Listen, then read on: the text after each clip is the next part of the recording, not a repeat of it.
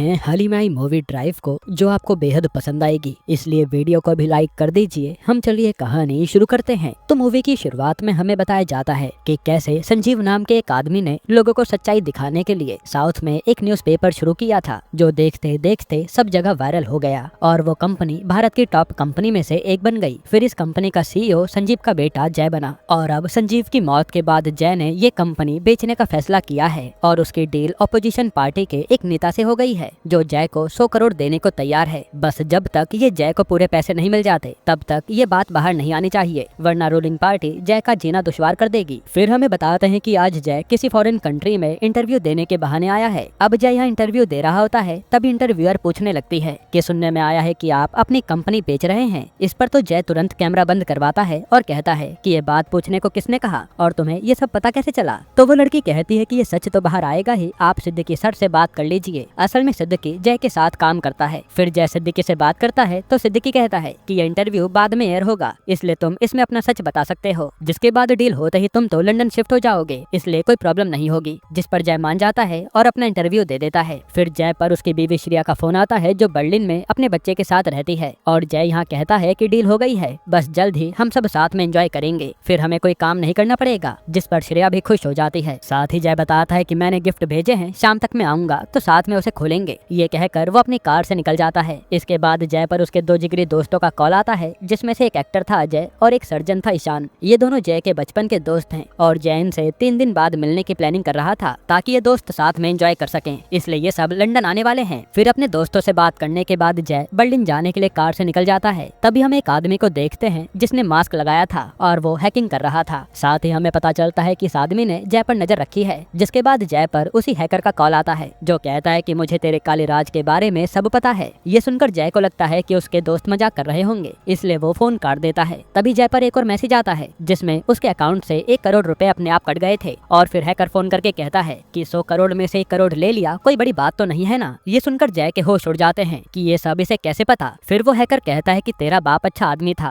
पर पैसे के लालच में वो भी करप्ट हो गया था, और तू तो उससे भी बड़ा करप्ट है, जिसने ना जाने कितना पैसा अंदर किया है, और तेरे सारे राज मुझे पता है, इसलिए मैं तुझे नहीं छोड़ूंगा। तभी जय पर दूसरे न्यूज चैनल के मालिक अय्यर का फोन आता है, जिसे हैकर ने 100 करोड़ की डील के बारे में बता दिया था, और अय्यर कहता है कि अब ये न्यूज बड़ी बनेगी। ये कहकर वो फोन काट देता है और जय कुछ कर नहीं पाता। इसके बाद हम न्यूज पर देखते हैं कि अय्यर ने अपने चैनल पर जय की डील के बारे में सब बता दिया है, और यहाँ तक कि जिस मंत्री से जय की डील हुई है उसकी वीडियो हैकर ने अय्यर को भेजी थी, जिससे तो जय का दिमाग खराब हो जाता है कि अब वो मुसीबत में आ जाएगा। फिर जय पर सिद्दीकी का कॉल आता है, जो कहता है कि ये सब लीक कैसे हुआ, इसके बारे में तुम पता करो, वरना ये कंपनी बिकने से पहले ही बर्बाद हो जाएगी और तुम्हें कुछ भी नहीं मिलेगा। जिसके बाद हैकर जय पर दोबारा कॉल करता है, तो जय कहता है कि तुझे जितना पैसा चाहिए बता, मैं दे दूंगा। लेकिन हैकर कहता है कि पैसों की मुझे दिक्कत नहीं है, मुझे तो बस तुझे सबक सिखाना है। तभी जय की कार एक लड़की की कार से ठुक जाती है। तब वो लड़की पुलिस बुलाने की धमकी दे रही थी। इससे हैकर को भी लगता है कि इसमें टाइम वेस्ट हो जाएगा, इसलिए वो उस एरिया के सिग्नल को हैक कर लेता है, जिसके कारण लड़की जैसे ही कार लेकर आगे बढ़ती है तो उसका एक्सीडेंट हो जाता है। ये देखकर तो जय के भी होश उड़ गए थे कि ये हैकर तो बहुत खतरनाक है। फिर हैकर कहता है कि तुझे तो मैं बर्बाद कर रहूंगा, तू बस देखता रहे, क्योंकि तूने अब तक न जाने कितने लोगों की लाश पर चढ़कर ये पैसा कमाया है, और सरकार के सारे काले कांड तूने न्यूज में छुपाए हैं। इस पर जय कुछ बोल नहीं पाता। अब हैकर से बात करने के बाद जय सीधा अपनी साइबर टीम को कॉल करके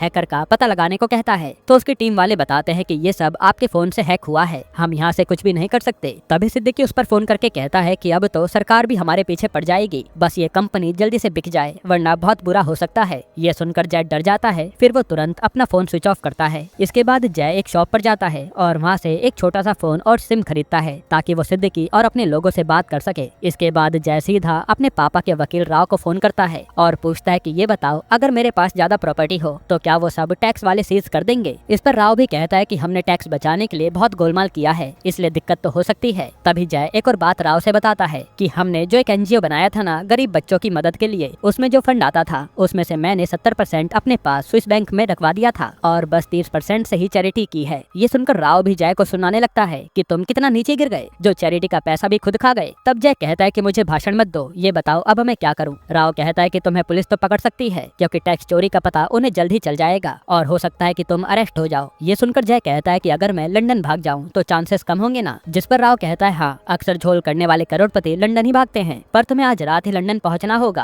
क्योंकि कल इंडियन एम्बेसी खुलेगी तो उन तक तुम्हारी खबर आ जाएगी और फिर तुम लंदन नहीं जा पाओगे। ये सुनते ही जय तुरंत अपने असिस्टेंट को कॉल करके चार्टर प्लेन बुक करवाता है और कहता है कि अगर वो ना मिले तो किसी भी फ्लाइट का टिकट बुक कर दो, मुझे लंदन जाना है। तभी जय की कार को जिसे हैकर ने हैक कर रखा था उस पर जय की किसी लड़की के साथ इंटीमेट होने वाली वीडियो आ जाती है। ये देखकर जय डर जाता है क्योंकि इससे उसकी शादी टूट जाएगी। साथ ही स्क्रीन पर मैसेज लिखा आता है कि अपना फोन चालू कर वरना ये वीडियो श्रेया को पहुंचा दूंगा। तब जय जल्दी से अपना फोन ऑन कर लेता है। तभी जय पर श्रेया का फोन आता है और यहाँ जय को लग रहा था कि कहीं से सच तो नहीं पता चल गया, पर श्रेया तो बस पूछ रही थी कि तुम कब तक आओगे। ये सुनकर जय को चैन की सांस आती है कि श्रेया को कुछ नहीं पता चला। इसके बाद हैकर दोबारा जय को फोन करता है तो जय कहता है कि तूने मेरा बिजनेस बर्बाद कर दिया, पर प्लीज मेरी फैमिली से दूर रहे। पर वो हैकर हंसने लगता है कि ये तो शुरुआत है। साथ ही वो कहता है कि अब तेरे दोस्तों की बारी है। तभी जय पर ईशान का फोन आता है जो बताता है कि अजय अपनी फिल्म की शूटिंग कर रहा था लेकिन एक ड्रोन उससे टकराया और उसका एक्सीडेंट हो गया। अजय की हालत काफी खराब है। ये सुनकर जय समझ जाता है कि जरूर उस ड्रोन को हैकर ने ही हैक किया होगा जिससे उसका एक्सीडेंट हो गया। ये सब जानकर जय परेशान था कि यह हैकर हमारे पीछे क्यों पड़ा है। फिर जय तुरंत अपने जानने वाले एक पुलिस वाले को मदद के लिए कहता है पर वो उसकी मदद नहीं कर पाता क्योंकि जय हैकर का नाम तक नहीं जानता था। इसके बाद जय पर हैकर का फोन आता है जो कहता है कि तेरे साथ एक कार आ रही होगी, अगर उसका पीछा करेगा तो मेरे बारे में तू जान सकता है ताकि तुझे तड़पाने में और मजा आए। तब जय उस मास्क वाले का पीछा करता है और ये आदमी जय को एक ग्राउंड के पास लाता है। यहाँ जय तो उस मास्क वाले को मारने लगता है पर मास्क वाले को तो केवल हायर किया गया था जो उसे एक बॉक्स देकर चला जाता है। अब उस बॉक्स में जय देखता है कि इसमें तो उसकी स्कूल की पुरानी फोटो है और उसके पीछे जॉन लिखा था। ये देखकर तो जय के होश उड़ जाते हैं कि ये कहाँ से आया। फिर हमें पास्ट का सीन दिखाते हैं जब जय स्कूल में था। तब उसे एक लड़की पसंद थी पर वो लड़की जॉन नाम के लड़के से बात करती थी, इसलिए जय अजय और ईशान के साथ उसके रूम में आया और उसे पीटकर भाग गया। जिसके बाद जॉन ने उस लड़के से बात करना ही बंद कर दिया और कई बार वो स्कूल भी नहीं आता था जिससे वो लड़की भी उदास थी। फिर जय को जब लगा कि वो लड़की जॉन से ही बात करना पसंद करती है तो उसने सोचा कि जॉन को मजा चखाया जाए। फिर एक दिन इन्हें पता चला कि जॉन को कोई बीमारी है, इसलिए जय और उसके दोस्तों ने पूरे स्कूल में फैला दिया कि उसे एड्स है। इसलिए कोई भी जॉन से बात नहीं करता था और जॉन भी अकेला पड़ गया था। फिर एक दिन इन सबसे परेशान होकर जॉन ने छत से कूदकर अपनी जान दे दी। अब सीन प्रेजेंट में आता है और जय ईशान को कॉल करके यही सब बता रहा था कि जॉन तो मर चुका है तो मेरे पीछे कौन पड़ा है, जिस पर ईशान कहता है कि उसका एक छोटा भाई भी था। यहाँ से जय समझ जाता है कि जॉन की मौत का बदला उसका छोटा भाई ले रहा होगा। फिर जय तुरंत एक लड़की को फोन करता है जो कि जय के सर की बेटी थी और पता चलता है कि उसके सर तो कई साल पहले मर चुके हैं। असल में उसी सर को जय के पापा ने पैसे खिलाए थे ताकि वो जय और उसके दोस्तों पर कोई एक्शन ना ले क्योंकि जॉन ने जय और उसके दोस्तों से तंग आकर ही अपनी जान दे दी थी। इसलिए जय को लगने लगता है कि ये सब काम जॉन का भाई ही कर रहा होगा जो अब सबको मार देगा। फिर जब जय ईशान को दोबारा कॉल करता है तो ईशान को सांस लेने में दिक्कत हो रही थी और वो बताता है कि मैंने बाहर से खाना मंगाकर खाया था तभी से दिक्कत आई है। जय समझ जाता है कि इसमें भी उस हैकर ने कुछ मिलाया होगा। अब यहाँ से वो कुछ कर पाता उससे पहले ही ईशान की मौत हो जाती है जो देखकर जय हैरान था। अब इसके बाद हम देखते हैं कि हैकर तो खुशी के मारे नाच रहा है पर जय के होश उड़े हुए हैं। फिर जय तुरंत पुलिस वाले को फोन करता है और कहता है कि पता करो जॉन डिकोस्टा नाम के एक लड़के के पिता डेविड डिकोस्टा इस समय कहाँ हैं, तुम उस तक पहुँच जाओ तो हमें हैकर मिल जाएगा। तब पुलिस वाला उसी काम में लग जाता है। फिर जब जय पर हैकर का फोन आता है तो जय कहता है कि मैं जान गया तू कौन है, पर मेरी गलती नहीं थी जो जॉन मर गया, मैं तो तब बहुत छोटा था ना। लेकिन हैकर कहता है कि तेरे कारण मेरा भाई मर गया और उसके गम में मेरी माँ भी चल बसी, फिर मेरे पापा भी बीमार हो गए और वो भी चल बसे और मैं अकेला ही इस दुनिया में लड़ता रहा। इसके बाद मेरा एक ही टारगेट था तुझसे बदला लेना। फिर हैकर कहता है कि तू अपनी फैमिली को बचा सकता है तो बचा ले क्योंकि मैंने वहाँ गिफ्ट में बॉम्ब रखा है, अगर तू मेरा एक काम नहीं करेगा तो वो बॉम्ब फट जाएगा। ये सुनकर जय कहता है कि जो कहोगे वो करूंगा, बस मेरी बीवी और बच्चे को कुछ नहीं होना चाहिए। फिर हैकर के कहने पर जय एक लोकेशन पर आता है जहाँ कुछ लड़कियों को रशियन ने पकड़ रखा था। तब हैकर कहता है कि पुलिस को मैंने इन्फॉर्म कर दिया है, पर अब तुम यहाँ लड़कियों के साथ हो तो रशियन माफिया के साथ तुम्हारा चेहरा भी कैमरे में आ गया होगा, यानी तुम भी पुलिस के हाथों पकड़े जाओगे। इसलिए एक काम करो, इन रशियन को खत्म करो और लड़कियों को बचा लो। तभी वहाँ जय पर रशियन हमला कर देते हैं। तब जय के करके उन लोगों को मारता है और पुलिस के आने से पहले ही निकल जाता है, हालांकि उसने लड़कियों को बचा लिया था। ये देख हैकर भी जय की तारीफ करता है और कहता है कि अब तूने काम तो अच्छा किया, पर अगर तू 10 मिनट में अपनी फैमिली के पास नहीं पहुंचा तो बॉम्ब फट जाएगा। ये सुनकर तो जय बड़ी तेजी से कार को चलाता है क्योंकि घर पास में ही था, पर हैकर कार को ही रोक देता है। ये देखकर जय भागने लगता है, पर 10 मिनट पूरे होने में केवल 2 मिनट बचे थे और जय को समझ नहीं आ रहा था कि वो क्या करे, इसलिए उसकी आंखों में आंसू आ जाते हैं। तभी हैकर जय को फोन करके कहता है कि अगर बॉम्ब फटने से रोकना है तो तेरे फोन पर एक कोड डाल दे, उससे बॉम्ब नहीं फटेगा। ये सुनकर जय जल्दी से बताया हुआ कोड डाल देता है जिससे टाइमिंग रुक जाती है। फिर जय जल्दी से अपने घर आता है और वो बॉक्स खोलकर देखता है तो उसमें कुछ नहीं था। जिसके बाद हैकर दोबारा जय को फोन करता है और कहता है कि बॉक्स में कोई बॉम्ब नहीं था, बल्कि ये सब मेरा एक प्लान था। असल में मुझे लगा था कि तू रशियन के हाथों मारा जाएगा, पर तू वहाँ से बच निकला, इसलिए मैंने CIA के सर्वर को तेरे मोबाइल के जरिए हैक करवाया क्योंकि तूने अपने फोन से एक कोड डाला था, यानी अब तक CIA वालों को तेरी लोकेशन पता चल गई होगी और हैकिंग के जुर्म में तुझे कम से कम 20 साल की सजा होगी। तभी वहाँ पर पुलिस आ जाती है और जैक को हैकिंग करने के जुर्म में अरेस्ट कर लेती है, यानी हैकर का प्लान काम कर गया। फिर हमें 20 साल बाद का सीन दिखाते हैं जहाँ हमें हैकर का चेहरा देखने को मिलता है और अब हैकर के साथ उसकी फैमिली भी थी। तभी उस पर जैक का फोन आता है जो कहता है कि अब जेल में रहकर मैं भी गेम सीख गया हूँ और जिस तरह तूने मुझे बर्बाद किया मैं अपना बदला लेने जरूर आऊंगा। तब हैकर भी कहता है कि आजा, मैं डरता नहीं हूँ। यहीं पर ये मूवी खत्म होती है, जिसका पार्ट 2 भी अनाउंस कर दिया जाता है। दोस्तों, अब आपको इसके अलावा कौन सी मूवी का एक्सप्लेनेशन चाहिए हमें कमेंट में बताइएगा। बाकी अगर आपको हाल ही में I-45 मूवी देखनी है तो ये वीडियो देख लीजिए।